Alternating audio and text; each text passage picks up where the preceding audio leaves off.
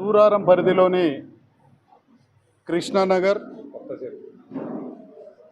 కొత్త చెరువు survey number 21 ఏదైతే గత పాలకుల నిర్లక్ష్యం వల్ల వారి గ్రీడీనెస్ వల్ల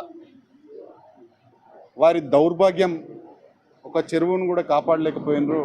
అవన్నీ కూడా కబ్జా అవుతున్నటువంటి సందర్భంలో దాదాపుగా ఆ చెరువును మొత్తం కట్ట లెవెల్లో మూసేసి అమ్ముకోవాలని చూస్తున్నప్పుడు ఇక్కడ ఉన్నటువంటి తిరుమల కాలనీ కానీ కృష్ణానగర్ వీరందరూ మాకు కంప్లైంట్ ఇచ్చినప్పుడు లక్కీగా అప్పుడే కాంగ్రెస్ పార్టీ గవర్నమెంట్ కూడా రావడం ఇమీడియట్గా ఇరిగేషన్ వాళ్ళతో మాట్లాడి అక్కడ ఉన్నటువంటి కబ్జాలన్నీ కూడా ఆపేయగలిగినాం.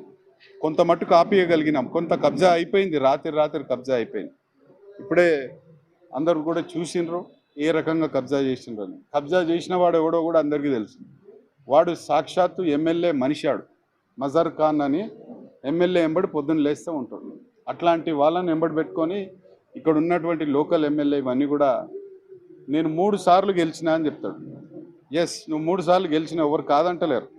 కానీ ఏం చేసినావు? ఇట్లాంటి చెరువులు, భూములు, కట్టమైసమ్మ చెరువు, ఇట్లా ఎన్నో చెరువులు, బాచ్పల్లిలో ఒక చెరువు, మేడికుంట, పత్తికుంట, ఈ రకంగా ఎర్రకుంట, ఇవన్నీ కూడా కబ్జాలు అవుతుంటే నువ్వు ఏం చేసినావు?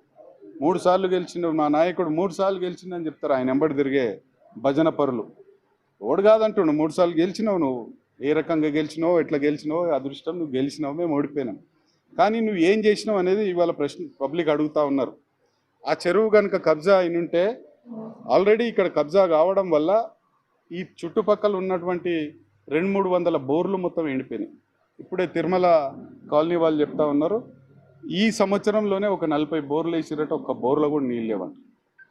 ఎవరి కోసం మీరంతా పాలిస్తూ ఉన్నారు? ఎవరిని ఉద్ధరించడానికి మీరు ఈ టీఆర్ఎస్ వాళ్ళు 10 ఏళ్ళు మీరు